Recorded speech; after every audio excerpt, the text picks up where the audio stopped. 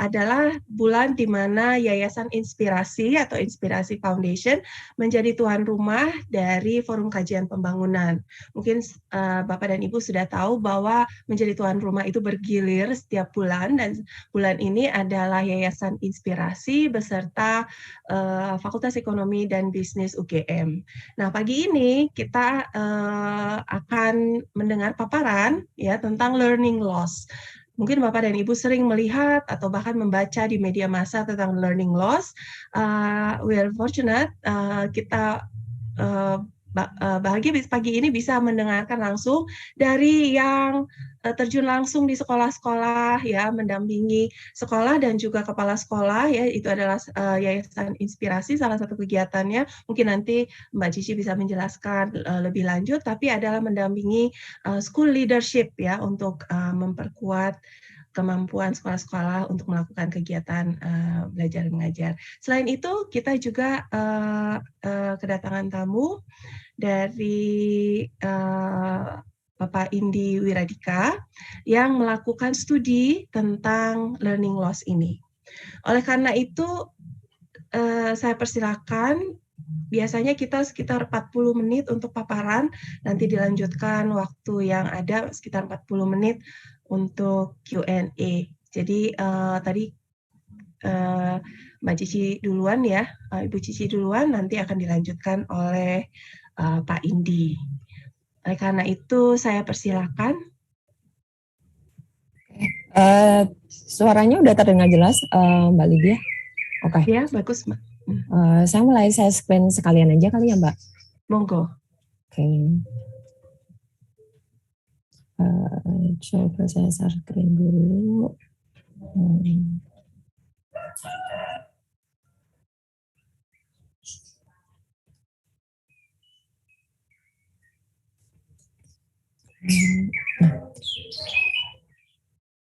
Assalamualaikum, selamat pagi Bapak Ibu, semoga kita semua dalam keadaan sehat ya, dimanapun Bapak Ibu berada. Pertama, makasih Mbak Lydia dan FKP atas kesempatannya untuk diskusi terkait learning loss hari ini. Kemudian sebelum membahas lebih lanjut tentang terkait isu pendidikan yang udah jadi ini ya, topik hot topic gitu ya selama 2 tahun terakhir ini karena masa pandemi.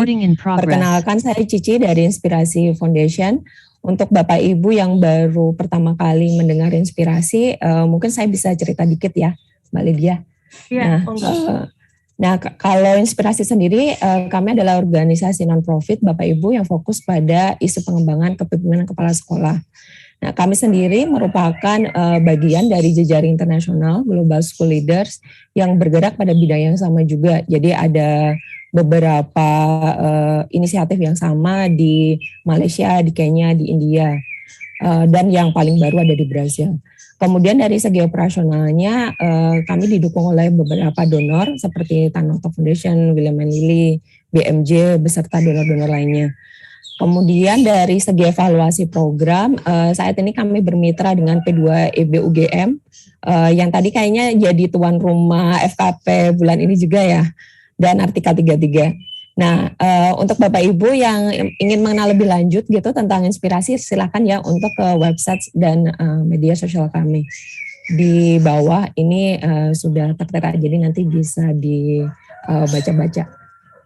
Nah, kembali lagi ke topik learning loss tadi ya, kalau selama ini kan udah banyak studi gitu yang udah dilakuin untuk mengetahui sejauh mana sih dampaknya learning loss ini terhadap siswa, kemudian alternatif solusinya apa yang bisa dilakukan.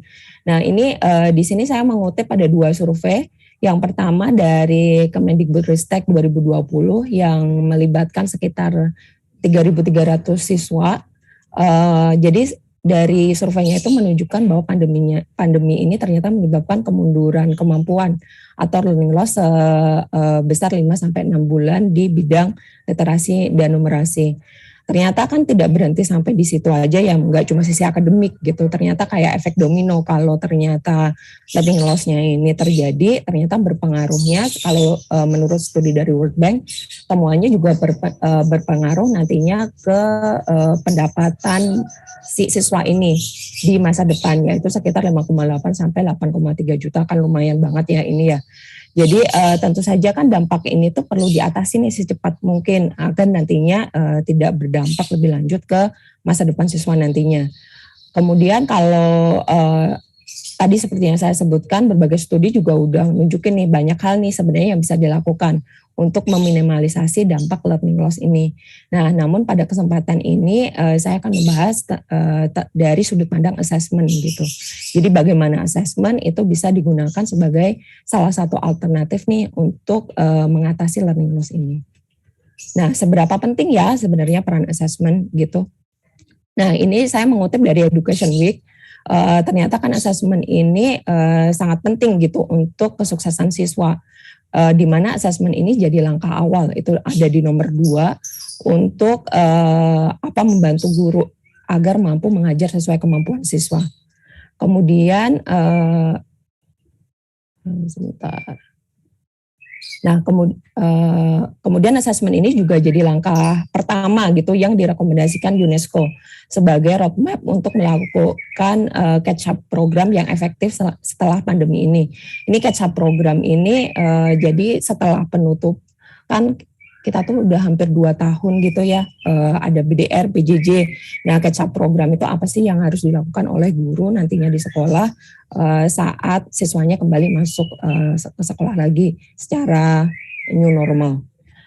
Nah, di samping, jadi kalau di sini, kalau kita lihat itu kan assessment gitu jadi langkah awal gitu ya, yang jadi pintu utama, pintu pertama gitu bagi guru atau bagi kita semua untuk tahu ini sebenarnya siswanya itu loss-nya itu tuh di bagian mana saja gitu.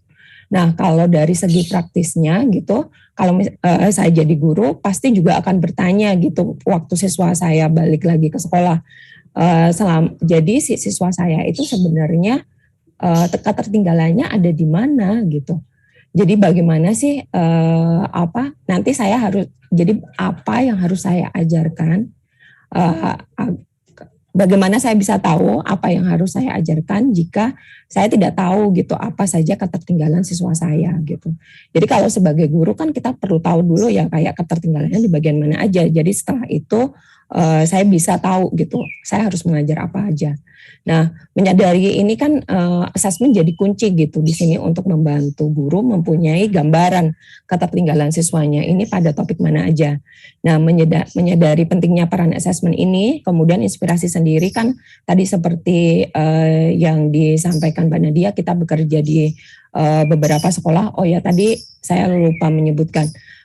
Saat ini inspirasi sendiri bekerja di beberapa kabupaten, ada di Kabupaten Tegal, ada di Kabupaten Karawang, dan juga ada di Kabupaten Sumba Barat Daya.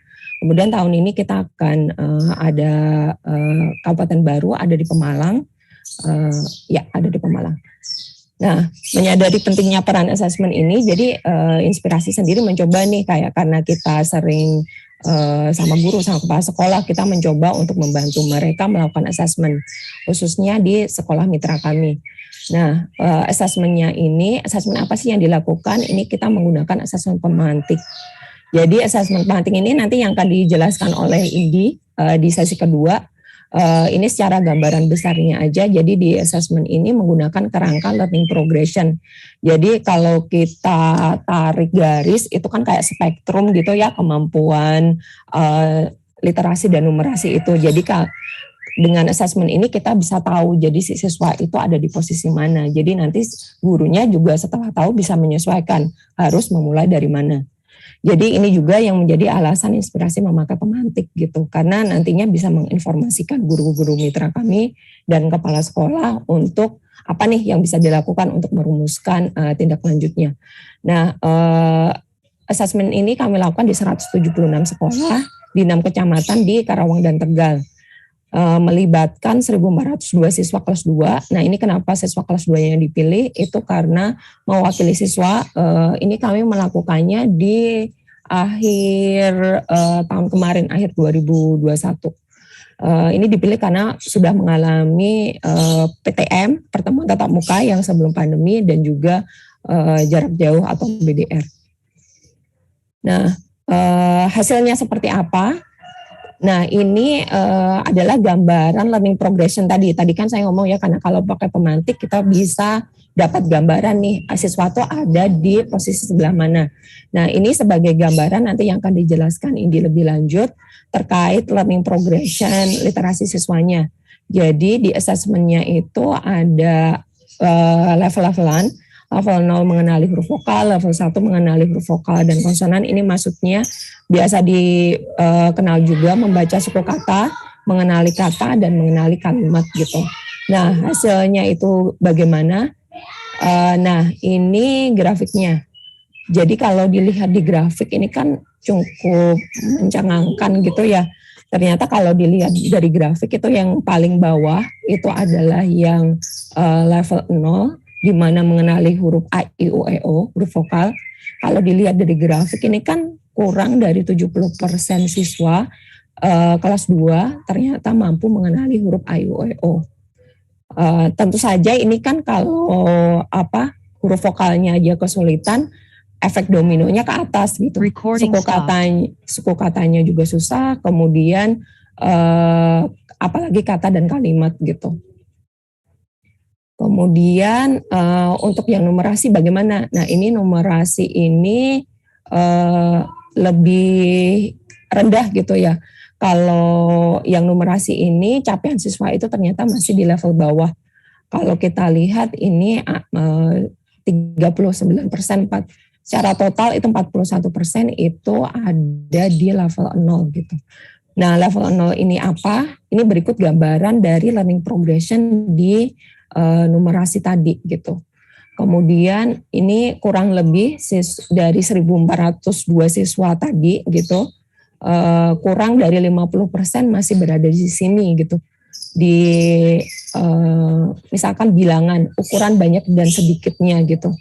Jadi kalau saya cerita sedikit untuk ngasih gambaran gitu, item soalnya kurang lebih ada 2 kumpulan benda, lalu siswanya siswa kelas 2 ya ini diminta untuk menentukan mana kumpulan benda yang lebih banyak atau lebih sedikit gitu. Jadi setiap levelnya ada 5 soal ini yang bisa dijadikan gambaran kemampuan siswa. Nah, kemudian gimana sih inspirasi gitu ya menggunakan hasil assessment ini gitu untuk mengatasi learning loss siswa khususnya di sekolah mitra. Nah, kalau dari kami sendiri itu ada 2 hal yang dilakukan. Yang pertama itu janji kerja dan yang kedua itu kelas 15 menit. Jadi ini semacam kelas tambahan untuk mengejar ketertinggalan tadi gitu.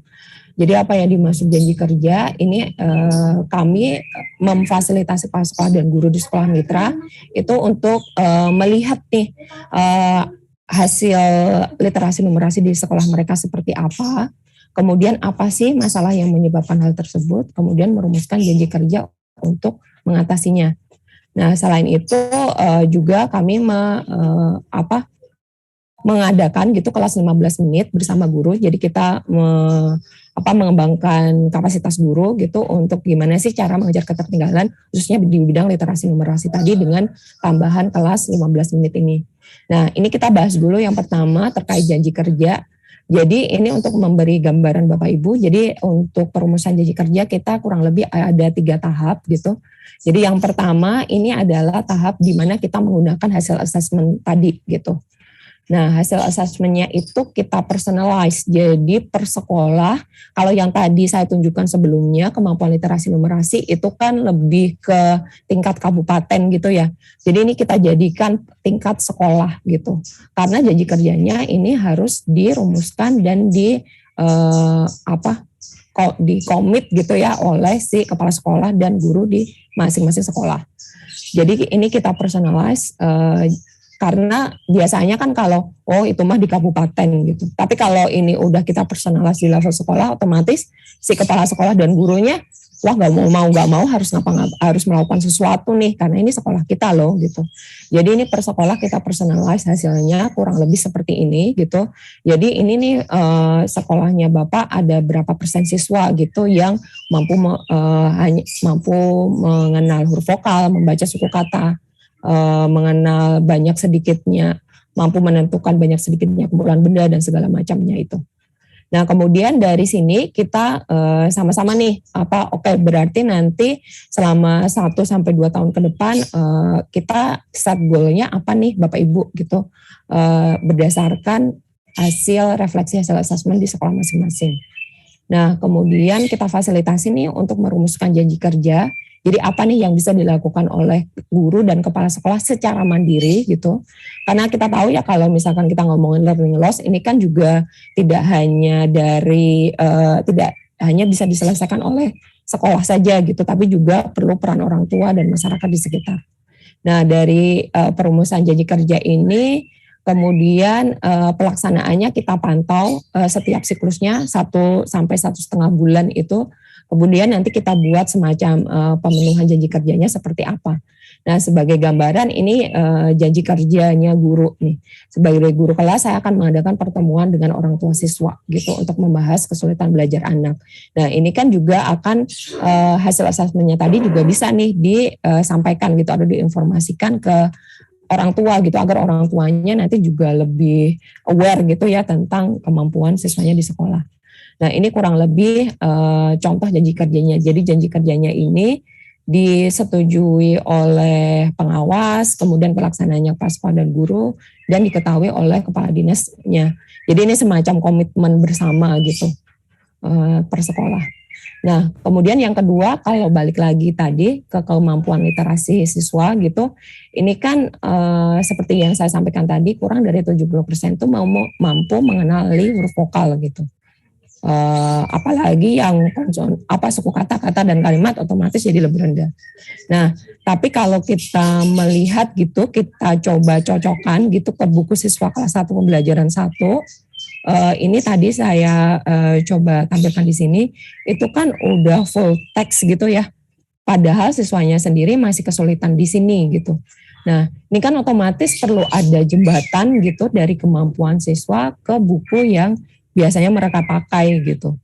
Nah, jadi untuk menjembatani ini di kelas 1 sampai kelas 3 di Sekolah Mitra Inspirasi, kita coba bantu untuk melaksanakan kelas literasi dan numerasi 15 menit gitu. Jadi kelas ini tuh semacam kelas tambahan untuk yang fokus mengembangkan kemampuan literasi dan numerasi dasar gitu. Karena kalau langsung kurikulum, baik itu kurikulum darurat atau kurikulum K13 itu semuanya kan langsung teks gitu. Padahal siswanya sendiri masih kesulitan di kemampuan dasarnya. Nah, ini contoh gambarnya gitu. Jadi seperti apa sih dasarnya itu sampai mana gitu. Jadi ini siswanya belajar menyusun sambil baca kata gitu. Jadi ini 15 menit biasanya dilakukan guru di awal pembelajaran. Dan ini contohnya yang belajar konsep dasar bilangan. Nah, kalau ini kan tadi untuk mengejar ketertinggalan gitu di sisi akademik gitu ya. Tapi ternyata kelas literasi numerasi 15 menit ini karena kita mencoba untuk merancangnya atau desain kegiatannya gitu, kita coba untuk engage siswanya gitu ya, untuk mengaktifkan siswanya. Itu karena dari berbagai studi gitu kan ternyata ini dari UNESCO saya mengutipnya, anak-anak di kelas awal itu kan ternyata setelah tidak pergi ke sekolah, nggak ada interaksi gitu kan, mereka ternyata juga less externally motivated gitu untuk belajar gitu. Jadi otomatis ini kan menuntut guru gitu ya, bagaimana sih bisa mengkondisikan KBM gitu yang engaging gitu dan activate si siswanya sendiri selama pembelajaran gitu. Yang kemudian play and learning activity as central, jadi penting banget. Nah, jadi tadi yang kelas literasi numerasi 15 menit tadi, selain untuk mengatasi learning loss secara akademik, juga untuk mengatasi ini, mengatasi less motivated si siswanya sendiri, kemudian bahkan ada mereka sendiri kan juga mengalami social distress juga ya, karena langsung kumpul sama sekolah teman-temannya lagi di sekolah gitu. Nah, ini Bapak Ibu dua poin yang coba dikerjakan inspirasi gitu terkait usaha untuk mengatasi learning loss dengan pemanfaatan assessment gitu di tingkat sekolah. Nah, untuk hasilnya sendiri ini kita masih belum tahu nih seberapa efektif karena kita masih belum selesai programnya. Jadi mungkin di sekitar akhir pertengahan tahun depan gitu ya Mbak Lydia, kita bisa jadi tuan rumah lagi gitu untuk memaparkan hasilnya seperti apa. Itu sih Mbak Lydia kalau dari kami inspirasi. Terima kasih. Baik, terima kasih. Tentu Bapak dan Ibu sudah mulai berpikir untuk bertanya ya. Setelah presentasi dari Pak Indi, kita akan buka untuk Q&A. Tapi sebelum Pak Indi presentasi, tadi saya keluar dari Zoom dan sekarang yang jadi host adalah Mbak Cici. Mbak Cici, apakah boleh saya dijadikan host? Bukan, itu otomatis dari Zoom dia memilih gitu. Kalau yang host ketendang, nanti dia pilih yang akan jadi host. Tolong saya dijadikan host aja kembali. Anyway, silakan Pak. Saya mau bilang Pak, tapi mungkin Mas Indi saja ya. Silakan. Ya. Terima kasih banyak Bu Lydia, terima kasih banyak rekan-rekan FKP dan inspirasi yang sudah memberikan kesempatan ini untuk sedikit berbagi atau sharing gitu terkait dengan kajian-kajian yang dilakukan oleh PSPK khususnya di tim pemantik terkait dengan asesmen pemantik. Mungkin saya sambil izin share screen. Sebentar.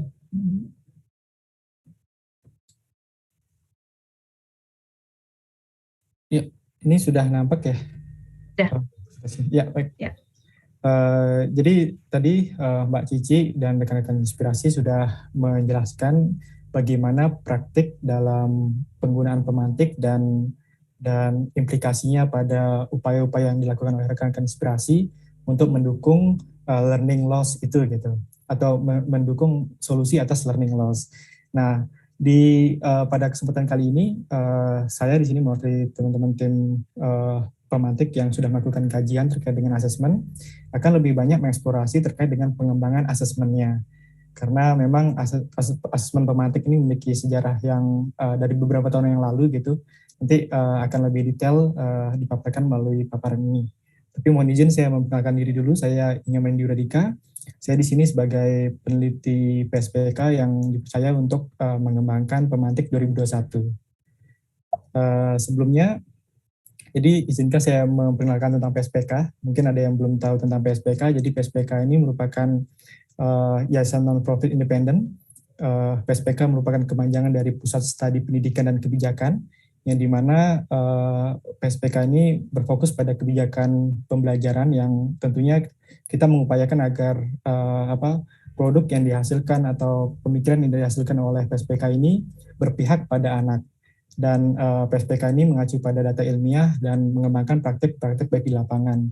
Untuk saat ini PSPK juga menjalin kerjasama dengan mitra, salah satunya dengan Kemdikbud dan mitra-mitra lainnya, termasuk juga inspirasi yang sudah menggunakan pemantik juga. Baik, terkait dengan learning loss gitu. Jadi mungkin banyak dari kita bertanya gitu tentang learning loss itu sebenarnya seperti apa gitu. Nah, jadi secara garis besar learning loss itu merupakan suatu fenomena yang terjadi apabila siswa itu mempelajari sesuatu konten atau kompetensi tidak pada waktu seperti biasanya gitu. Nah, pada situasi ini yang kita hadapi adalah pandemi. Nah, secara visual ini bisa digambarkan seperti ini bahwa ada garis learning dan time, yang dimana learning ini berkaitan dengan penguasaan kompetensi anak, atau juga bisa juga terkait dengan konten yang dipelajari oleh anak gitu. Nah, di sini ada garis yang menandakan typical learning, yang dimana ini merupakan pembelajaran pada biasanya atau umumnya tanpa ada situasi khusus dalam tanda kutip. Kemudian ada juga situasi yang menggambarkan kondisi tertentu gitu, yaitu dalam situasi saat ini adalah learning pada saat COVID gitu.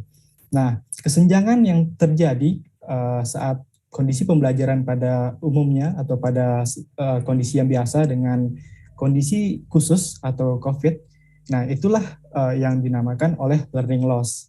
Nah, sebenarnya istilah learning loss ini sudah lama, jadi tidak hanya dalam situasi COVID, kalau nggak salah juga kalau ada misalkan ketika pembelajaran berlangsung, kemudian ada kayak liburan semester gitu kan, biasanya itu juga bisa juga dikaitkan dengan learning loss atau situasi-situasi khusus seperti bencana alam dan lain sebagainya.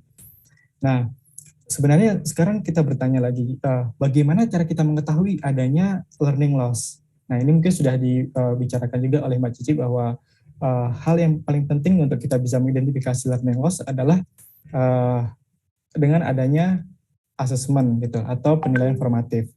Nah, penilaian formatif ini merupakan suatu rangkaian merupakan penilaian dari suatu rangkaian proses pembelajaran yang digunakan untuk memantau bagaimana proses pembelajaran sejauh ini berlangsung gitu, atau capaian apa yang sudah didapatkan oleh anak dalam hal pembelajaran. Nah, jadi learning loss ini jadi penilaian formatif ini diharapkan dapat menjadi sumber informasi yang penting bagi guru untuk mengetahui saat ini pembelajarannya sudah ada di titik mana gitu, sehingga bisa menghasilkan pembelajaran dan perencanaan pembelajaran yang mengacu pada posisi atau situasi pembelajaran saat ini gitu, jadi tidak lompat-lompat gitu. Nah, karena kalau pembelajaran itu tidak disesuaikan dengan kondisi saat ini, tentunya nanti akan lebih melebar kesenjangan itu, kesenjangan pemahaman atau kompetensi anak.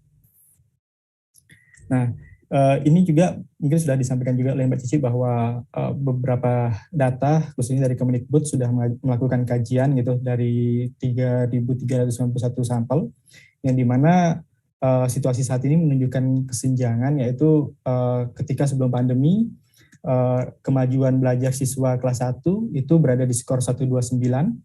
Nah, sedangkan setelah pandemi itu berada di skor 77. Nah, di sini terdapat kesenjangan minus 52 skornya, dan ini diindikasikan kesenjangan itu sejauh 6 bulan gitu kalau dikaitkan dengan waktu. Nah, begitu pula dengan yang numerasi capaian pembelajaran atau capaian pembelajaran sebelum pandemi yaitu mencapai poin 78, sementara setelah pandemi itu mencapai poin 34, dan ada kesenjangan juga di sini, kesenjangan skor yaitu minus 44. Nah, disinilah fenomena learning loss itu terjadi. Nah, jadi memang hal yang paling paling mudah saat ini, atau bukan paling mudah sih, lebih fundamental gitu untuk mengukur capaian belajar anak itu biasanya dari literasi dan numerasi, karena kita ketahui bersama bahwa literasi dan numerasi merupakan kompetensi mendasar yang perlu dimiliki oleh anak di abad saat ini. Nah, terlepas dari learning loss tadi gitu. Nah, hasil PISA juga memang menunjukkan pertumbuhan yang tidak signifikan gitu. Skor PISA Indonesia itu dalam 10 sampai 15 tahun terakhir, kita lihat dari skor membaca siswa itu ada penaikan kemudian penurunan lagi. Jadi perkembangan itu tidak terlalu signifikan. Begitupun dalam skor literasi matematika itu ada kenaikan namun tidak terlalu banyak gitu untuk skor literasi matematika. Dan kalau kita kaitkan dengan skor rata-rata negara OECD yang mengikuti asesmen PISA ini sangat jauh dari rata-ratanya gitu, yaitu berada di garis merah ini, yaitu sekitar 500 rata-rata skor literasi membaca dan literasi matematika untuk negara-negara yang mengikuti PISA ini gitu. Nah, fakta ini memang menjadi hal yang cukup serius untuk kita perhatikan. Nah, namun kita melihat dalam konteks Indonesia itu beberapa hal yang mendukung terkait dengan literasi itu memang masih perlu perhatian. Nah, ini data yang kami dapatkan dari Balitbang Kemdikbud bahwa tingkat ketersediaan antara daerah yang ada di provinsi dengan yang ada di kecamatan ini cukup tinggi kesenjangannya atau keterpenuhannya gitu. Jadi di provinsi itu tingkat ketersediaan perpustakaan sekitar 97%, sedangkan di kecamatan itu sekitar 8%. Nah, ini menunjukkan bahwa memang pemerataan fasilitas literasi di Indonesia ini masih cukup minim gitu. Namun di sisi lain kita melihat ada suatu fenomena yang menarik, yaitu bahwa Indonesia ini banyak muncul gerakan-gerakan literasi. Nah, gerakan literasi itu justru banyak muncul di daerah-daerah. Nah, yang dimana gerakan literasi ini bentuknya bermacam-macam. Ada gerakan literasi yang ada di teras rumah, kemudian ada yang menggunakan sepeda atau becak gitu untuk mendukung fasilitas literasi di daerah gitu. Nah, ini kami rasa sebagai kekuatan yang besar gitu untuk mendukung peningkatan literasi di Indonesia. Nah, namun dari sini kami coba menarik dari perspektif asesmennya. Nah, maka dari itu Pemantik sejak 2018 sudah mengembangkan asesmen, yang dimana asesmen Pemantik ini mengacu pada ASER, jadi diadaptasi, kita kontekstualisasikan dengan konteks Indonesia. Nah, Pemantik ini merupakan asesmen pengukuran literasi dan numerasi, yang dimana Pemantik ini juga spiritnya yaitu berkolaborasi dengan komunitas dan penggiat pendidikan untuk bisa mengetahui tingkat capaian literasi dan numerasi anak, dan tentunya tidak hanya sampai sana, tapi bisa menghasilkan output berupa program-program yang disesuaikan dengan kebutuhan anak gitu. Kebutuhan anak dalam hal ini tingkat literasi dan numerasi anak. Nah, Pemantik 2018 itu sudah diterapkan di beberapa daerah di wilayah Jawa, di Lombok, dan di Sumatera gitu. Nah, dari refleksi Pemantik, hasilnya akhirnya kami menyadari bahwa memang spirit dari Pemantik ini ingin memberikan asesmen itu seluas-luasnya kepada publik gitu. Sehingga karena dalam kondisi saat ini pandemi gitu, kami berusaha untuk mengembangkan Pemantik 2021. Nah, Pemantik 2021 karena kami diberikan kesempatan untuk mengembangkan Pemantik. Nah, jadi pengembangan ini dari sisi framework-nya, kami kerangka Pemantik kami kembangkan, kemudian juga dari sisi platformnya. Nah, itu Pemantik ini menggunakan platform digital yang bisa diakses melalui web dan handphone gitu. Nah, begitupun soal-soalnya kami coba digitalisasi, soal-soalnya dalam bentuk audio, gambar, dan ada teksnya. Nah, dalam pengembangan Pemantik ini merupakan upaya kolaboratif yang dilakukan beberapa organisasi dan penggiat pendidikan, yaitu di sini ada PSPK. Dari tim PSPK kami lebih kepada melakukan kajian-kajian riset tentang Pemantik, sedangkan Yayasan Guru Belajar ini mensupport kami untuk memberi fasilitas, memberi dukungan dari guru-guru, komunitas guru-guru untuk mengembangkan soal-soal Pemantik gitu. Dan rekan-rekan dari sekolahmu ini membantu untuk mendigitalisasi soal-soal yang sudah dikembangkan dan menyediakan platform untuk asesmennya. Nah, dalam kajian ini, lini masanya itu dibagi menjadi 4 bagian, yaitu yang pertama fase 1. Di sini kami melakukan kajian tentang Pemantik 2018, melakukan refleksinya, kemudian mengembangkan kerangkanya gitu. Kemudian di fase 2, kami sudah dari kerangka tersebut kami kembangkan ke soalnya, kemudian kami kembangkan juga dalam bentuk platform dan digital soal digitalnya. Kemudian setelah itu kami juga bekerja sama dengan rekan-rekan inspirasi untuk menggunakan Pemantik gitu. Kemudian dari hasil penggunaan Pemantik itu kami mendapatkan feedback yaitu dari hasil respon siswa, dan juga kami juga didukung oleh rekan-rekan YGB, yaitu rekan-rekan guru juga melihat dan mengidentifikasi Pemantik ini seperti apa, dan itu kami jadikan landasan untuk pengembangan selanjutnya. Kemudian setelah itu baru kami melakukan analisis uji coba, revisi soal, dan perform assessment. Nah, secara lebih detail tadi mungkin sudah dikenalkan oleh Mbak Cici terkait dengan pemantik ini. Memang pemantik ini learning progression-nya atau kerangkanya, kerangka pemantik ini kami upayakan agar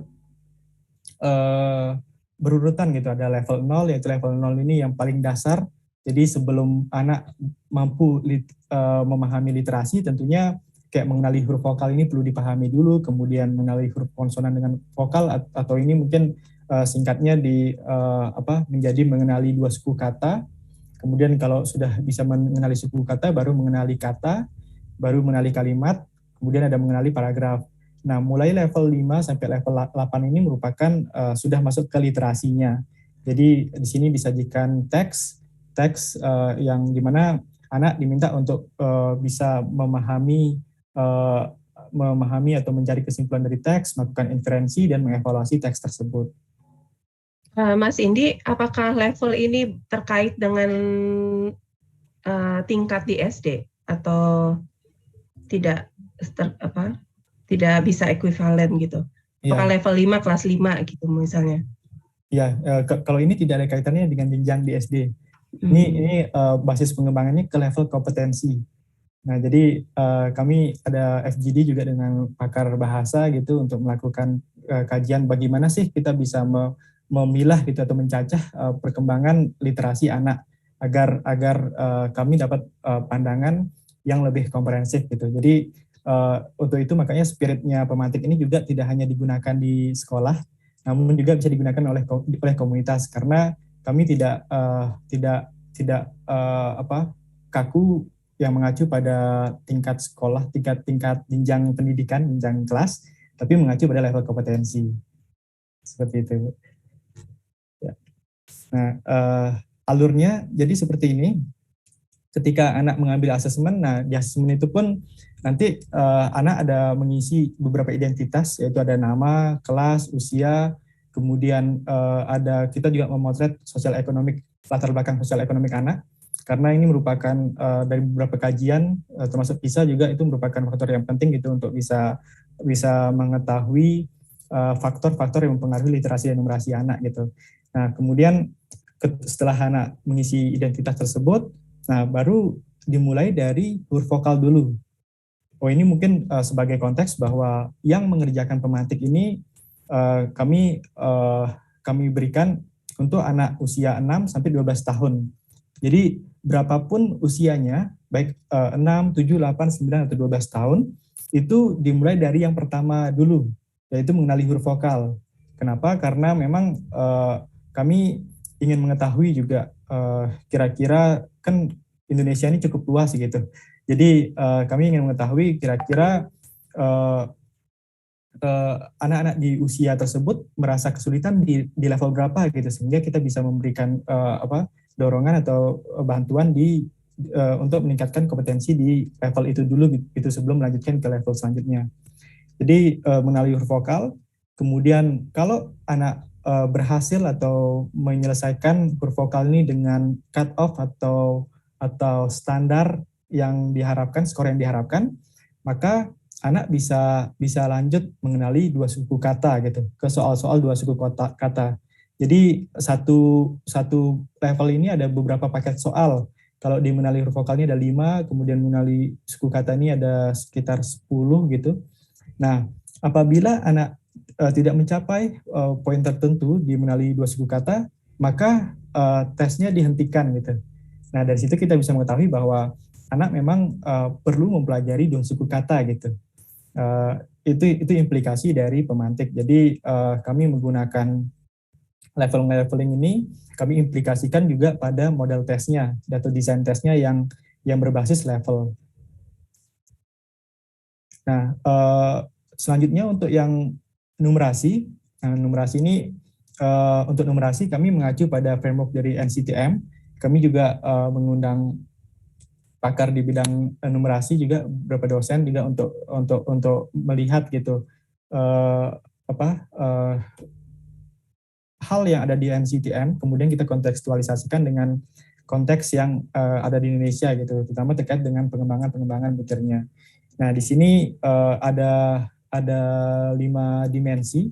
untuk mengukur numerasi anak di NCTM, ada bilangan dan operasinya, aljabar, geometri, pengukuran, kemudian data dan peluang. Nah, ini kami bagi juga harapannya agar setara gitu di level 0 ini masih sense of mathematics-nya gitu. Jadi bukan anak menghitung itu lebih kepada dari satu gambar tadi kan yang dibilang oleh Mbak Cici, kira-kira lebih banyak mana, yang lebih sedikit mana. Jadi tidak melihat kuantitasnya, tapi melihat kayak sense of mathematics anak gitu. Bagaimana anak ini sudah memiliki sensing terhadap matematika gitu. Kemudian di level 1 ini baru sudah mulai sedikit mulai mengenali bilangan gitu. Nah, operasi itu mulai dilakukan di level 2 gitu. Nah, ini jenjang-jenjang yang disesuaikan dengan dimensinya dan levelnya. Seperti itu untuk yang di numerasi.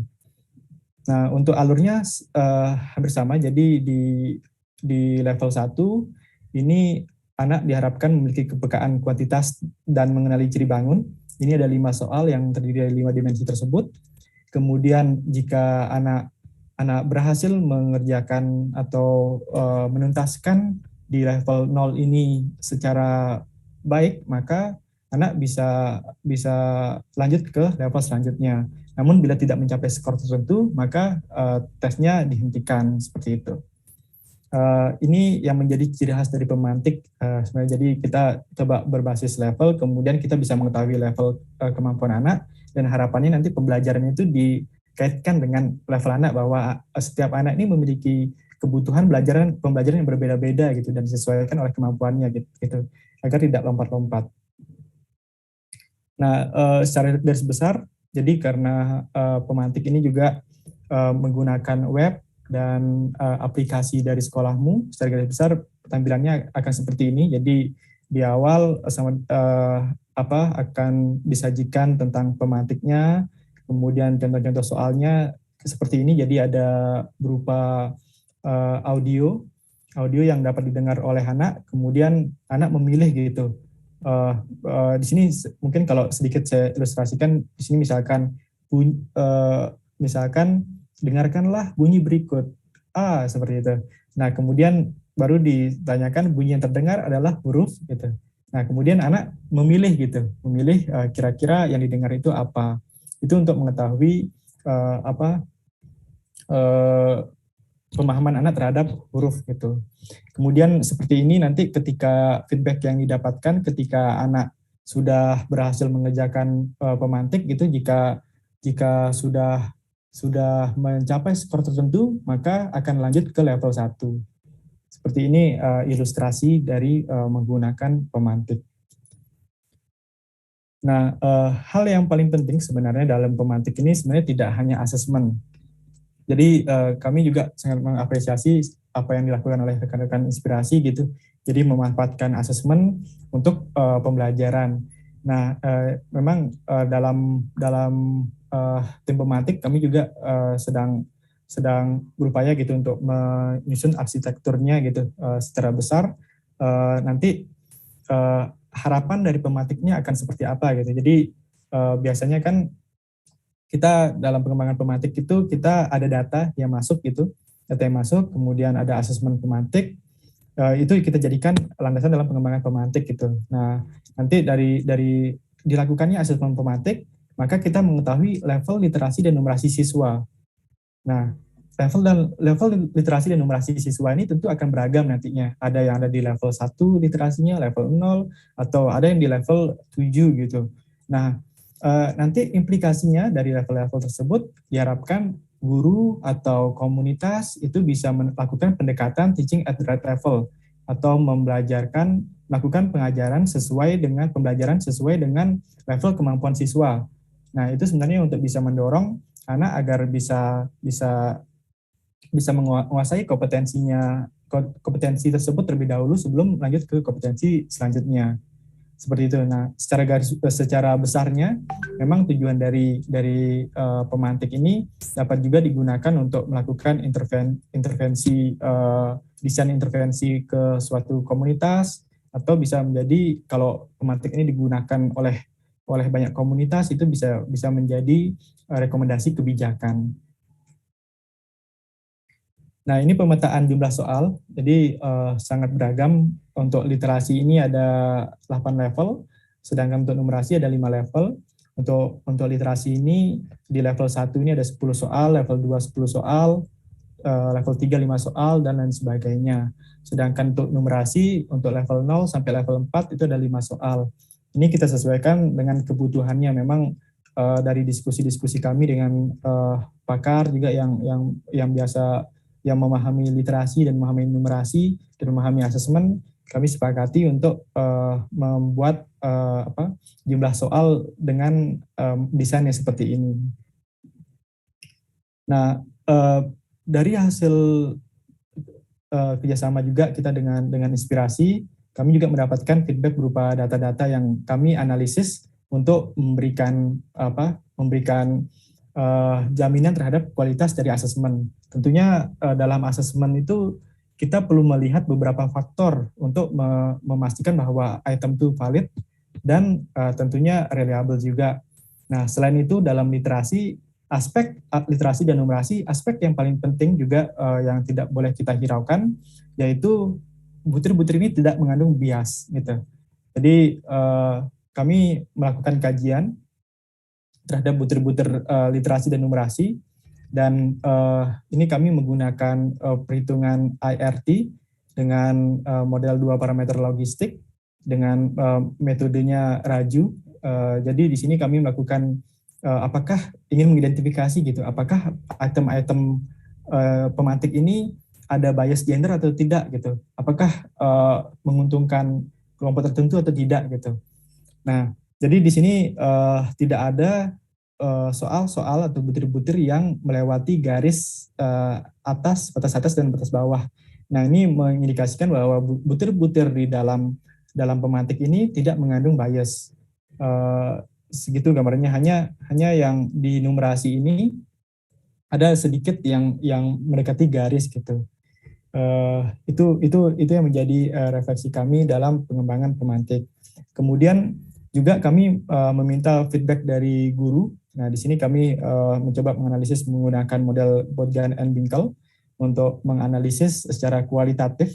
Jadi kami memberikan link pemantik kepada guru-guru, kemudian kami meminta guru untuk mengisi dalam bentuk Google Form. Nah, kami membagi feedback yang didapatkan oleh guru-guru, kami bagi menjadi beberapa tema, yaitu yang pertama terkait dengan waktunya dari guru-guru yang biasa mendampingi anak di usia 6 sampai 12 tahun, itu merasa dengan waktu 30 menit ini sudah cukup gitu. Kemudian kami juga mendapatkan input berupa ada butir-butir yang perlu diperhatikan gitu dalam pemantik ini.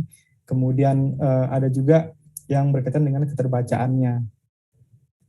Selanjutnya untuk enumerasi. Nah, numerasi ini justru feedback dari guru biasanya 45 menit gitu untuk mengerjakan numerasi.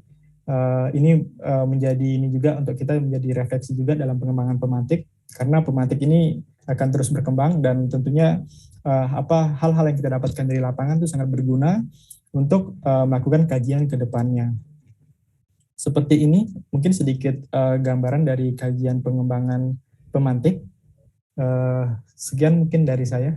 Terima kasih, saya kembalikan ke Mbak Lydia. Baik, terima kasih banyak presentasinya. Saya lihat di kolom Q&A sudah ada beberapa pertanyaan ya. Sebelum kita masuk, saya juga kembali mengundang untuk menuliskan di kolom Q&A, atau jangan malu-malu untuk klik raise hand, nanti kita bisa unmute, bisa menanyakan secara langsung. Tadi sudah saya chat, ada beberapa yang pertanyaan panjang, contohnya Pak Muhammad Torik dan Pak Ahmad Junaidi, apabila berkenan, kita akan unmute. Mungkin saya unmute dulu, ini sudah mengatakan berkenan untuk di unmute Pak Ahmad Junaidi, sebentar.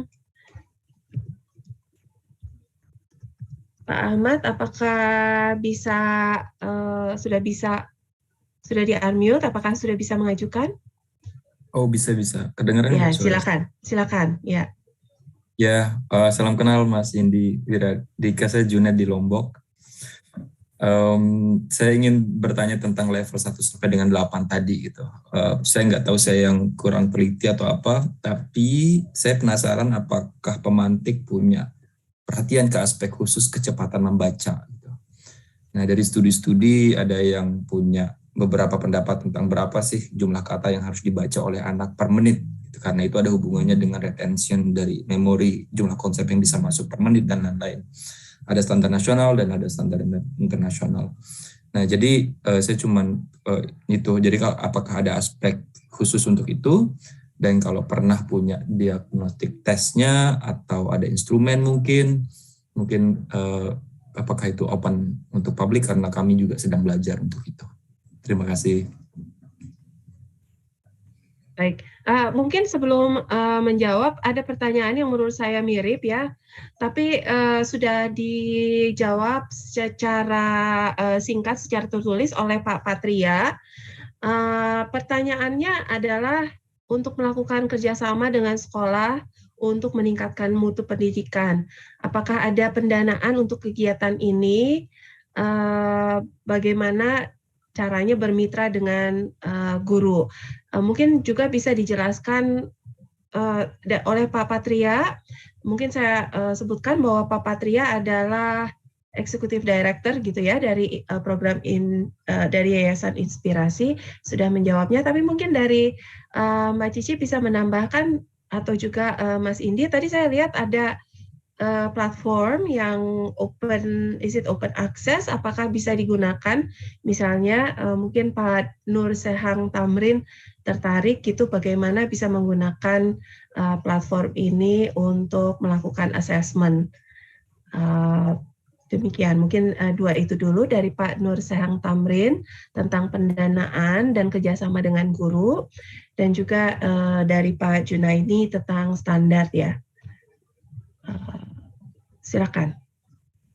Baik, mohon izin mungkin saya menanggapi yang pertama ya. Baik ya, salam kenal Bang Junet ya. Jadi kebetulan kita sama-sama dari Lombok nih Bang Junet. Oh gitu. Dan tampaknya Bang Junet juga senior di kampus di FKIP Universitas Mataram. Jadi sangat menarik gitu. Memang pertanyaannya terkait dengan waktu membaca gitu, kecepatan membaca gitu. Jadi dalam literasi memang ada beberapa aspek-aspek yang perlu kita perhatikan, atau variabel-variabel yang dimana harapannya variabel itu jangan sampai menjadi distraksi gitu dalam proses asesmen ini gitu.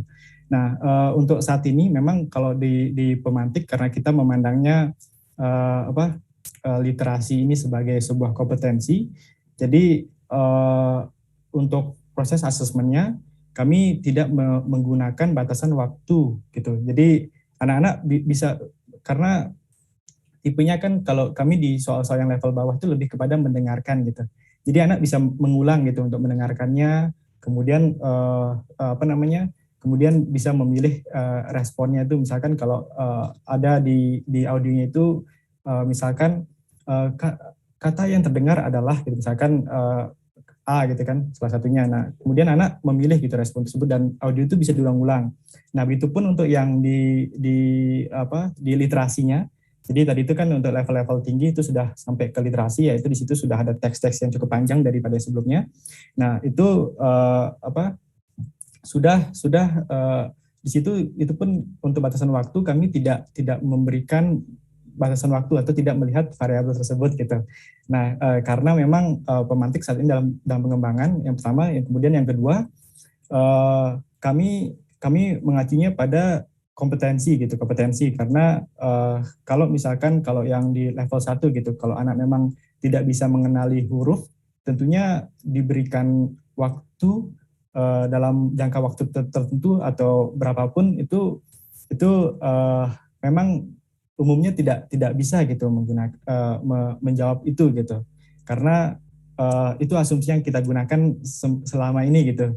Jadi kalau ada input-input juga terkait dengan variabel-variabel lain gitu, yang tentunya ini bisa menjaga agar asesmen ini bisa memperhatikan variabel-variabel tertentu dalam pelaksanaannya, itu sangat menarik gitu. kasih banyak Mas Junet atas pertanyaannya. Kemudian terkait dengan platform tadi ya, mungkin mohon izin untuk platformnya. Nah memang saat ini untuk platformnya itu bisa diakses secara gratis dan bebas gitu di sekolahmu. Nah namun karena saat ini kami juga di tim pemantik ini sedang proses pengembangan. Jadi yang di sekolahmu ini mungkin akan mendapatkan versi yang belum paling baru saat ini gitu. Karena yang kami akses secara luas itu yang versi sebelumnya. Saat ini per bulan ini dan bulan-bulan berikutnya kami ada proses pengembangan dengan platform yang lain dan ada perbaikan di butir-butir soalnya.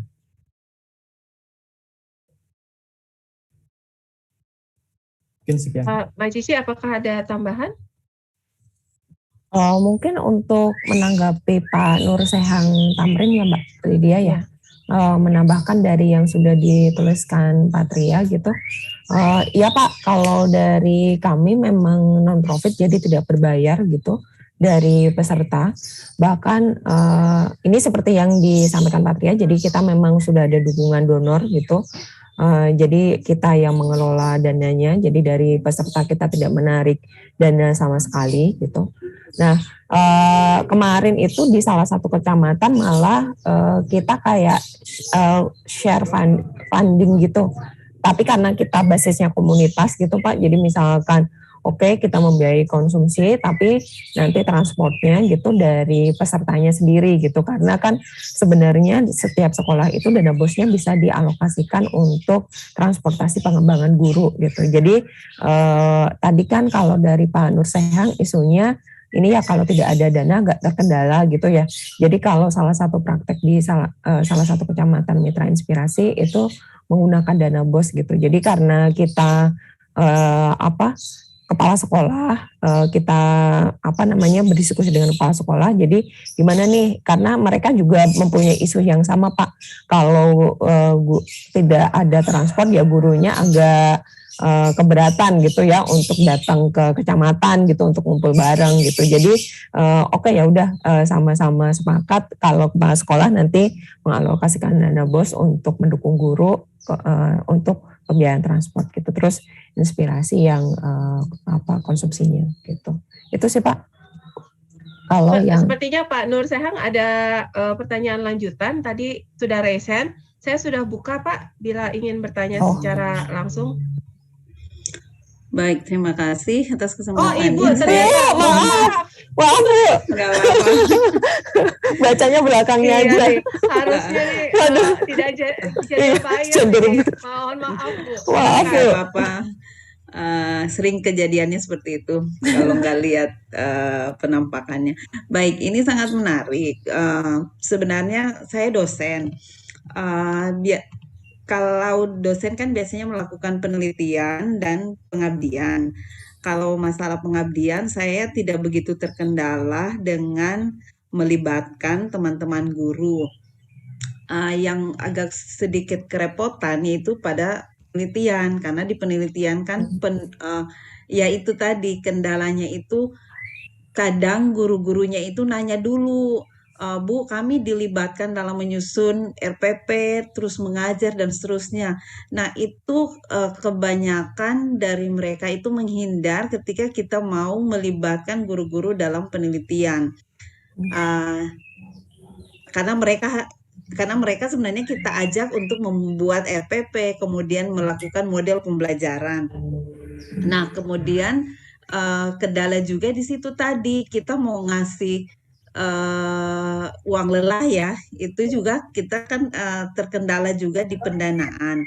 Nah, akhirnya saya sering batal gitu, mau mengajak teman-teman guru untuk melakukan penelitian, padahal sebenarnya penelitian itu yaitu tadi untuk salah satunya peningkatan mutu juga yang di sekolah tersebut. Jadi itu kenapa saya tertarik untuk menanyakan hal tersebut. Dan ternyata itu bukan cuma pengalaman saya sendiri, jadi ada beberapa juga teman apabila mau melibatkan guru dan ada kegiatan itu mereka agak, yaitu kendala bagi kami untuk melakukannya itu.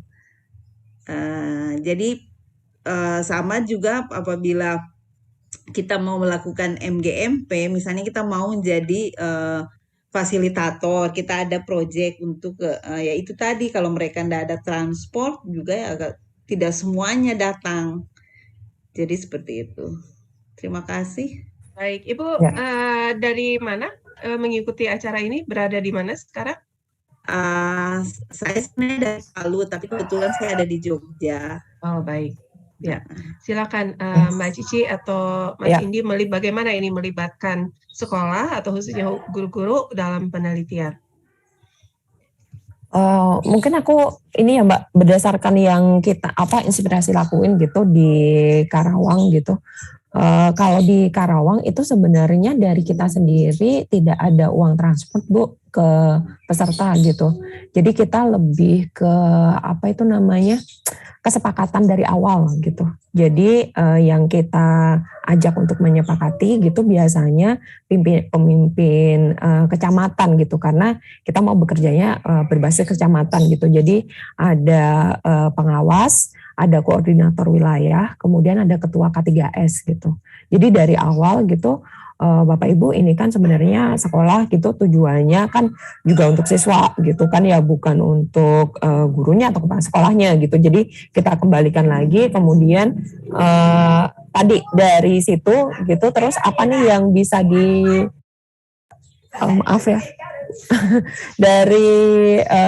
dari situ gitu kita karena udah kesepakatan dari awal, kemudian kita balikan lagi, sebenarnya mereka sendiri dari guru sendiri secara praktek kan memang butuh RPP karena untuk administrasi segala macam, walaupun ini salah tujuan ya, harusnya untuk membantu mereka mengajar tapi lebih untuk kebutuhan administrasi gitu. Tapi sebenarnya mereka sendiri gitu ada kebutuhannya gitu Bu. Jadi kita sendiri gitu dari inspirasi kan sebenarnya ada konten juga tentang pengembangan RPP gitu.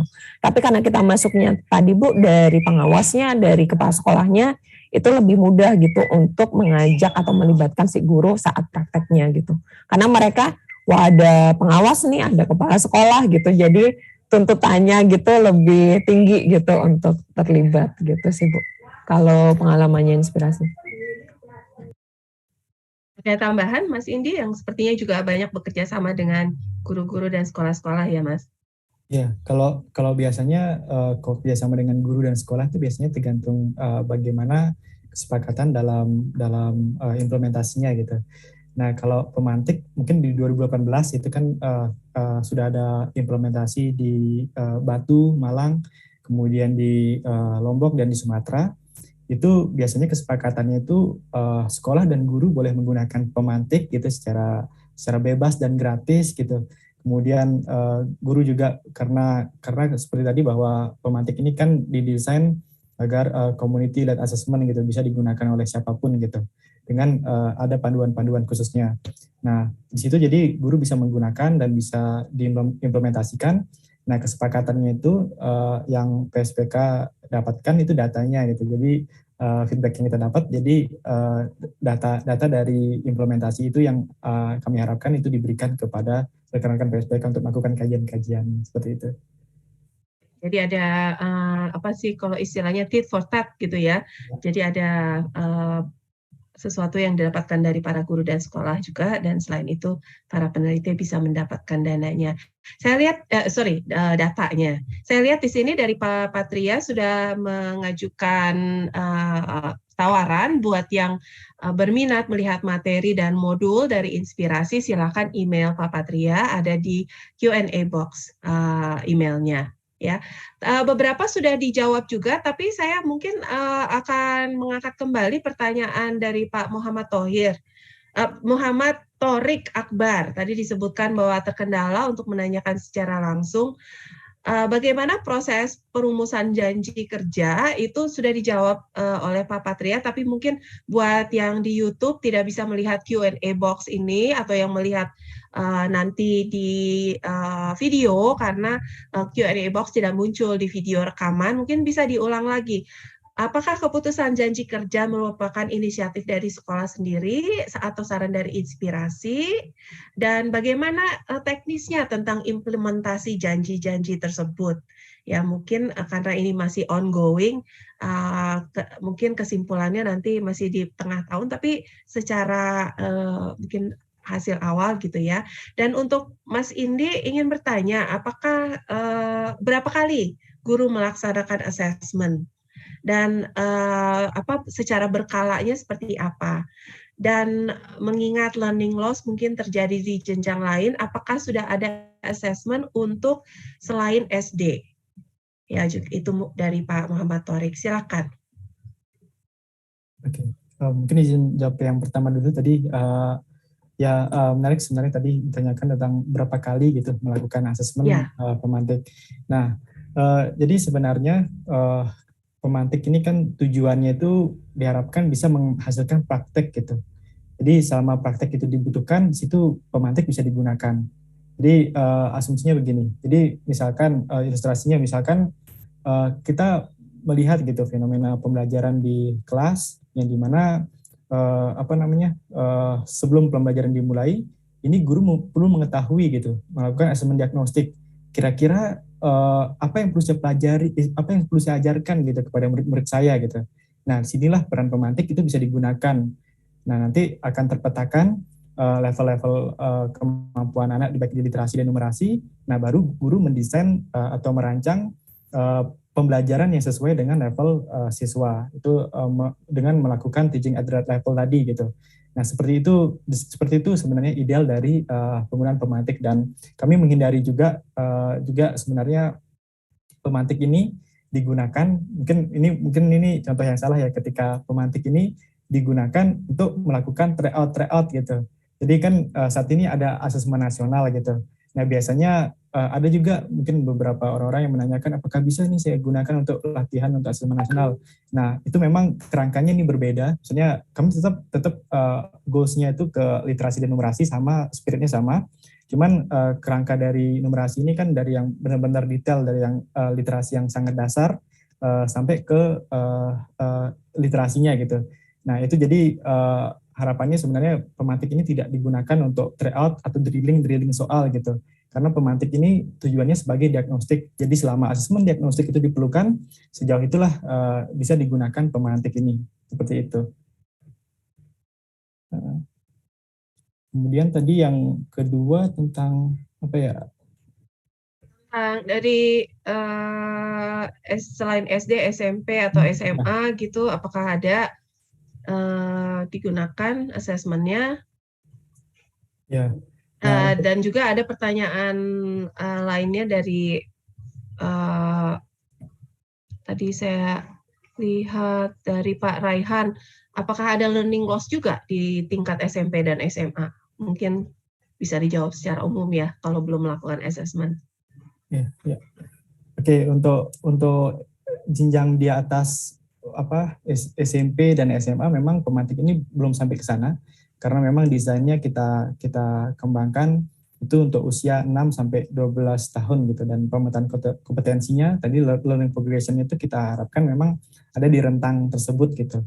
Jadi untuk sampai saat ini memang belum ada untuk jenjang di atas usia 12 tahun gitu. Kami menggunakan patokan usia ya, bukan jenjang gitu. Jadi usia 6 sampai 12 tahun. Seperti itu. Baik. Kemudian kalau fenomena learning loss di SMA itu pasti ada, dan karena memang dari data-data yang ada juga di hampir semua negara yang memang mengalami learning loss gitu.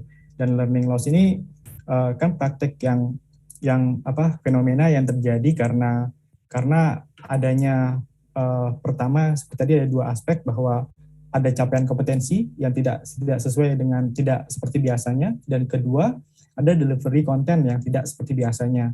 Jadi kalau delivery konten memang sudah tidak seperti biasanya, karena sekarang kan pembelajaran juga diupayakan agar sederhana mungkin karena kondisi COVID gitu, dan itu akan berdampak juga pada learning loss gitu. Mungkin sebelum ke Mbak Cici, karena ada tambahan dari Ibu Nur Sehang, misalnya hasilnya dalam satu kelas terdapat level kompetensi yang berbeda. ya di antara murid-murid. Apa solusinya terkait dengan pengajaran berdasarkan level kompetensi? Sudah dijawab sedikit oleh Pak Patria, tapi mungkin bisa diberikan jawaban oleh Mas Indi supaya bisa didengar oleh peserta nanti dalam recording dan juga di YouTube. Ya baik. Menarik sekali Bu Nur Sehang tadi memang kalau tadi kan memang pemantik ini bisa digunakan oleh komunitas maupun sekolah. Nah mungkin kita bicara ini praktik di sekolah gitu, karena sekolah itu kan sudah ditentukan gitu ruang kelasnya dan ada jenjang-jenjang tertentu. Berbeda dengan komunitas. Komunitas itu kan kelompok belajar yang dimana lebih fleksibel gitu dalam melakukan pengelompokan sesuai dengan levelnya. Nah karena kita juga mengacu pada teaching at level yang ini juga sudah banyak dilakukan praktek-prakteknya di negara-negara lain, yaitu tentu diharapkan gitu juga memang pembelajarannya itu dikelompokkan siswanya gitu. Jadi anak-anak jadi pertama sebenarnya dalam pembelajaran itu guru juga perlu aware dulu bahwa oh iya ternyata kemampuan murid saya ini beda-beda. Itu sebenarnya yang perlu dipahami oleh guru terlebih dahulu.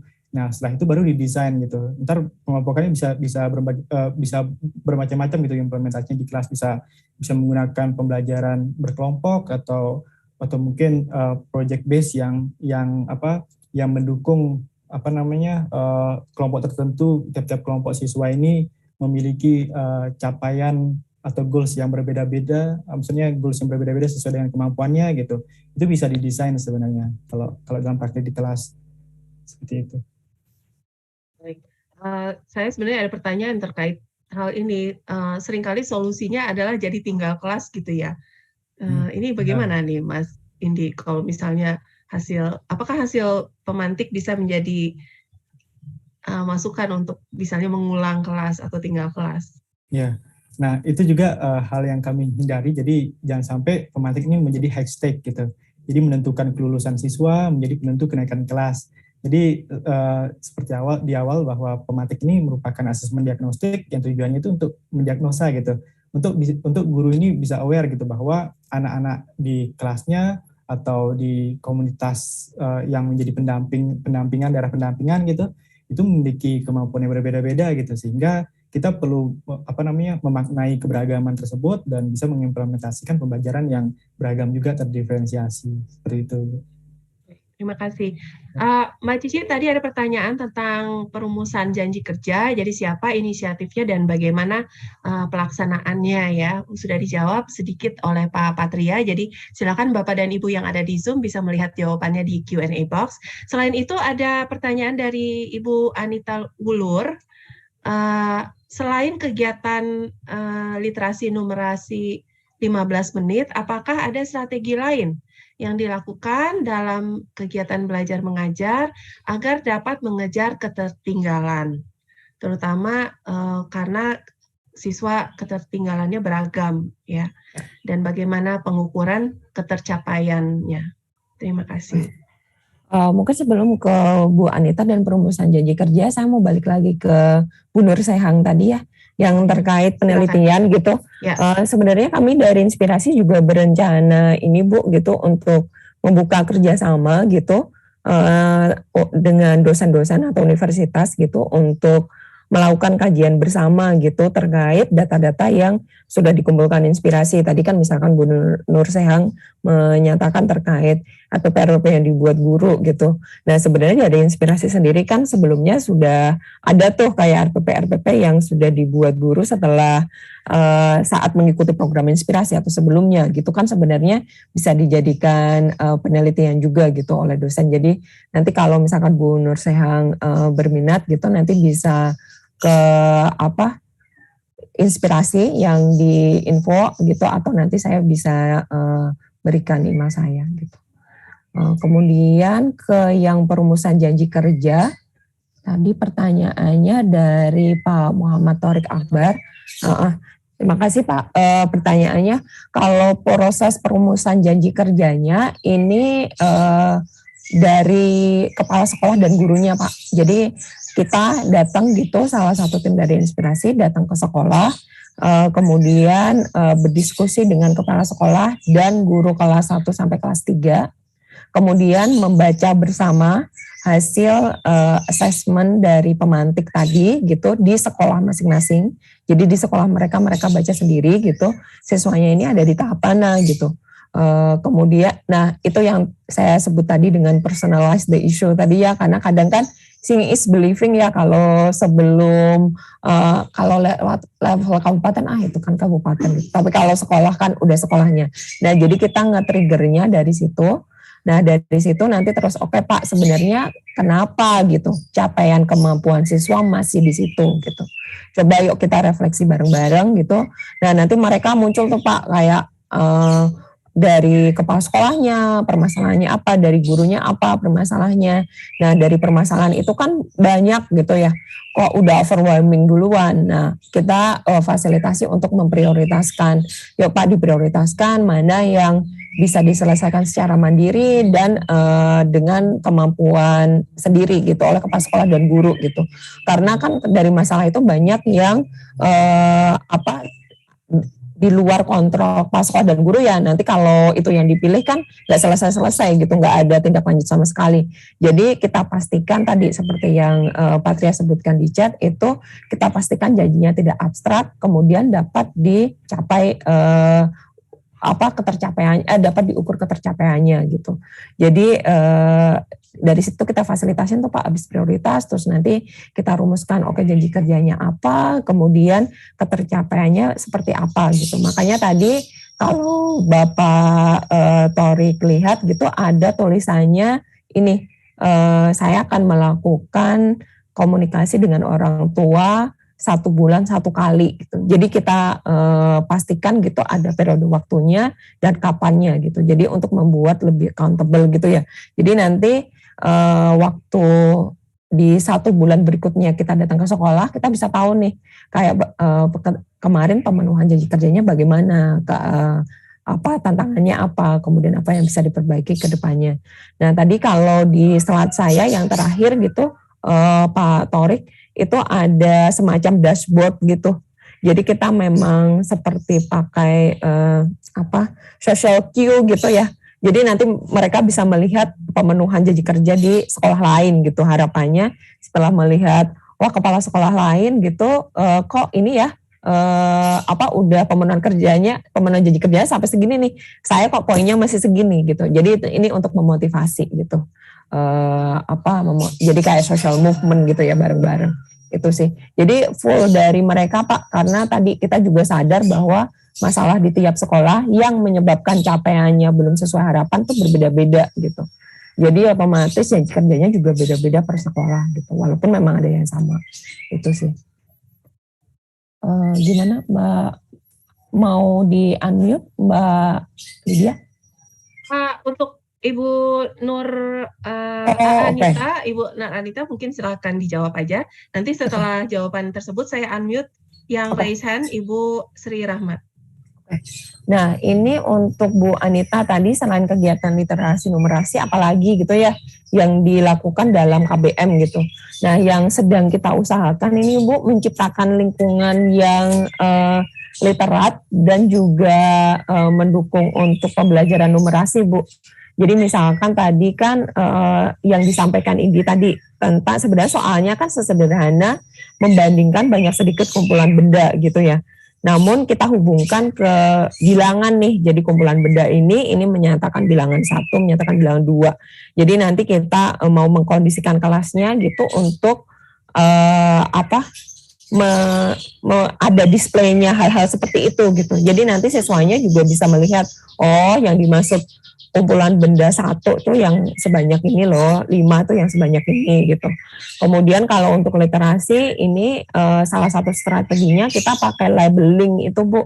Jadi semua hal-hal yang ada di kelas gitu kita minta gurunya untuk melabeli. Jadi sekaligus untuk memperkenalkan kosakata baru. Jadi misalkan lemari, ada meja, jendela segala macam itu kita bantu untuk labelin gitu. Itu jadi selain secara akademik kelasnya gitu, secara akademik gitu untuk pembelajarannya, tapi juga lingkungan belajarnya kita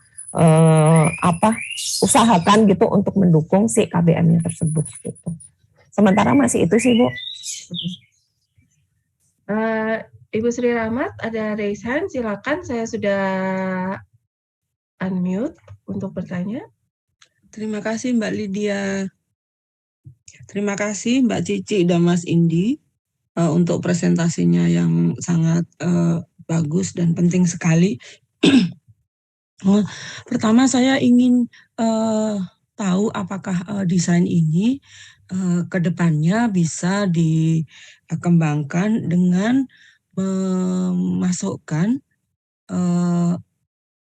perhatian terhadap faktor kondisi anak itu sendiri, karena di sini yang dinilai kan outcome-nya dari yang dipelajari si anak, dengan mengabaikan atribut daripada si anak itu sendiri. Padahal atribut sebagai faktor internal si anak itu sangat menentukan outcome yang di-assess dalam pilot ini. Nah, apakah kedepannya bisa? Jika bisa, mungkin bisa disertakan apakah anak itu memang dari keluarga mampu atau tidak, kemudian kondisi keluarganya, bukan cuma sosial ekonomi, tapi dia untuk belajar dengan menggunakan digital itu terpenuhi atau enggak, seperti itu. Di samping itu juga pendampingan ketika belajar dengan menggunakan internet di rumah itu sangat menentukan sekali, karena kita tidak menutup mata ya, banyak anak justru menjadi korban kekerasan bahkan meninggal karena orang tuanya tidak punya kapasitas untuk mendampingi dan malah dipukuli meninggal. Itu usulan dari saya, mungkin kalau bisa internal daripada si anak itu dan di rumahnya dimasukkan dalam pengukuran, sehingga hasil assessment dari ini tidak mislead, hanya fokus satu sisi output saja, karena output kan dipengaruhi daripada input dan proses. Itu satu. Yang kedua, kira-kira apa yang bisa diberikan kepada sebagai saran kepada guru-guru maupun pendidik di tingkat sekolah dasar itu, sehingga learning loss ini bisa ditutup gap-nya. Itu, terima kasih banyak. Terima kasih Mbak Lydia. Ya, terima kasih. Silakan Mbak Cici atau Mas Indi, mungkin ini pertanyaan terakhir ya. Mungkin saya mohon izin ya. Tadi menarik sekali pertanyaan dari Bu Rahmat ya. Bu Rahmat. Ya, Bu Rahmat. Jadi tadi itu faktor-faktor, memang kami juga sempat gitu saat desain pemantik ini di awal gitu, saat tahap pengembangan itu kami coba ingin memotret. Jadi kan untuk yang kondisi saat ini itu yang kami potret hanya sosial ekonomik, itu dilihat dari kayak pekerjaan orang tua, kemudian pendidikan terakhir orang tua, kemudian dilihat juga dari usia gitu. Itu yang saat ini gitu. Dan memang sempat kita juga mengeksplorasi gitu pertanyaan-pertanyaan seperti kayak fasilitas buku di rumah apakah ada gitu. Terus sejauh mana anak misalkan kalau ingin mengakses buku itu maksudnya harus kemana gitu, sejauh mana dia mengakses buku. Nah itu kan bisa kita melihat fasilitas dari sisi fasilitasnya. Nah namun kemarin karena ada pertimbangan tertentu, kami juga di tim itu saat mengembangkan pemantik itu kami lihat soalnya kan di pemantik ini sudah ada soal-soal yang terdiri dari berbagai banyak level, dan ada satu paket soal yang di dalam itu ada jumlah-jumlah soal yang cukup gitu kan, cukup banyak yang harus diisi oleh anak gitu. Nah jadi sementara untuk saat ini memang yang kami fokuskan itu ke faktor sosial ekonomik sama usianya dulu. Nah untuk yang itu mungkin nanti tentunya akan ada pengembangan. Nah namun kami juga memikirkan agar bagaimana anak ini tidak mendapatkan faktor kelelahan gitu dalam melakukan asesmen. Itu yang kami coba pikirkan juga, karena dalam mengerjakan asesmen tentu anak tidak perlu juga gitu agar dalam kondisi yang segar gitu, tidak terlalu banyak mengisi data. Itu yang kami coba. Tapi input yang sangat menarik Bu, itu kami mungkin bisa juga sebagai pertimbangan juga nanti, dan untuk kami bisa mengembangkan desain nanti seperti apa agar asesmen ini bisa efektif dan tentunya bisa merangkul atau mewadahi informasi-informasi atau variabel tersebut gitu. Kemudian saran bagi guru gitu untuk kondisi learning loss saat ini. Nah, ini karena memang banyak seharusnya ada, karena learning loss ini bukan satu masalah yang bisa diselesaikan oleh satu solusi gitu. Jadi solusi itu ada banyak sekali sebenarnya gitu kan, kayak mungkin yang sudah diupayakan oleh pemerintah kita saat ini itu ada kayak pengembangan kurikulum merdeka, kemudian kurikulum darurat itu kan saat adanya pandemi kemarin, kemudian adanya asesmen nasional juga gitu yang sudah diupayakan oleh pemerintah gitu kan. Nah, tapi itu mungkin dalam skala yang besar dan merupakan beberapa faktor gitu untuk menyelesaikan permasalahan learning loss ini. Nah, kalau dari kami mungkin dari perspektif pengembangan asesmen pemantik yang dapat kami lakukan ini lebih kepada mengembangkan asesmen. Nah, asesmen ini bisa diharapkan bisa menjadi asesmen diagnostik yang diharapkan pembelajaran itu bisa disesuaikan dulu ke level anak. Jadi tidak usah dulu ngejar kontennya, tapi kita penuhi dulu kompetensinya gitu. Kita perlu tahu kita ada di mana saat ini gitu sebelum kita beranjak gitu ke kondisi setelahnya gitu. Itu sih yang dapat kami lakukan dan dapat kami upayakan gitu untuk pengembangan asesmen pemantik ini. Baik, Mbak Cici, apakah ada tambahan? Ya, untuk Bu Sri tadi terima kasih Bu atas sarannya gitu untuk memperhatikan atribut lainnya gitu.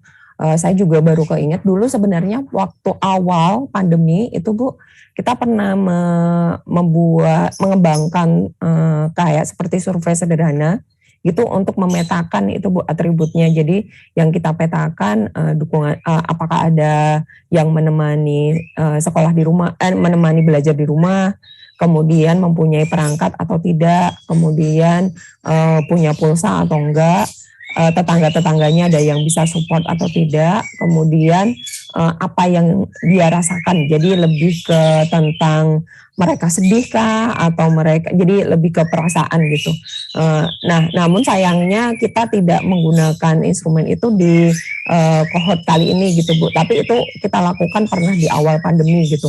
Itu cukup sederhana dan jadi kita memfasilitasi kepala sekolah gitu dengan tools itu. Kemudian kepala sekolah melakukan survei ke siswa-siswanya dengan menyebar seperti Google Form atau survei kertas gitu. Jadi nanti orang tuanya atau siswanya sendiri mengisi gitu. Jadi itu pakai emoticon gitu. Jadi nanti lebih mudah untuk mengetahui sebenarnya perasaan siswa itu gimana. Karena benar Bu, sosial emosional kan memang ini ya terpengaruh sekali gitu akibat pandemi ini gitu. Itu yang terkait atribut lainnya gitu. Kemudian kalau saran untuk guru tadi ya sependapat dengan apa yang disampaikan ini memang kan membutuhkan pendekatan yang holistik gitu ya. Namun kalau tadi walaupun iya memang pendekatan holistik, tapi kalau kita selalu melihat, wah ini harusnya dinasnya kayak gini, harusnya orang tuanya kayak gini, nanti nggak mulai-mulai gitu. Nah mulainya bisa yang apa sih yang bisa dilakukan guru gitu. Nah tadi sebenarnya bisa mengacu ke yang slide saya di awal di Education Week tadi Bu, itu menurut saya cukup aplikatif, cukup praktis gitu. Jadi yang pertama tentuin dulu gitu, guru menentukan sebenarnya ini mau ngajar apa gitu. Nah setelah menentukan mau ngajar apa, di-assess dulu. Jadi diagnostic assessment, melakukan diagnostic assessment untuk mengetahui ketertinggalan si siswanya itu tuh sejauh mana gitu terkait topik yang sudah ditentukan di awal tadi. Nah nanti setelah mengetahui si siswanya ini ada di posisi mana ketertinggalannya, baru adjust atau menyesuaikan RPP-nya, materinya gitu yang sesuai kemampuan siswa pada saat itu. Kemudian saat dilakukan otomatis juga harus ada umpan balik gitu terkait pekerjaan siswa dari si gurunya sendiri. Nanti dari situ baru kita cek dulu pemahamannya, terus nanti muter aja seperti itu. Jadi tentukan dulu topiknya apa, kemudian diagnostic assessment, kemudian hasilnya digunakan untuk menyesuaikan rencana pembelajarannya. Nanti dari situ kita cek pemahamannya sejauh mana, terus aja seperti itu gitu untuk yang bisa dilakukan oleh guru. Itu sih Mbak Lydia. Baik, terima kasih banyak masukannya. Selalu senang kalau mendengarkan kegiatan oleh Inspirasi, benar-benar inspiratif gitu ya. Apalagi buat saya yang jauh sekali dari bidang ini, tapi senang melihat bahwa ada upaya-upaya untuk melakukan pendampingan dan untuk melakukan atau mengadvokasi evidence-based solutions ya dalam pendidikan dasar terutama. Terima kasih sekali lagi Mbak Cici, Mas Indi, stay well. Terima kasih Mas Patria sudah hadir juga di acara ini, dan Bapak dan Ibu, bila nanti ada rekan yang ingin belum dapat hadir pagi ini tapi ingin mengikuti acara, bisa cek di YouTube FKP, nanti linknya bisa dilihat di website kami. Demikian, oleh karena itu dengan banyak terima kasih saya tutup acara ini. Terima kasih kepada pembicara dan juga kepada yang hadir. Saya lupa tadi update The Heights sepertinya 47 atau 48 orang yang tadi hadir di acara ini.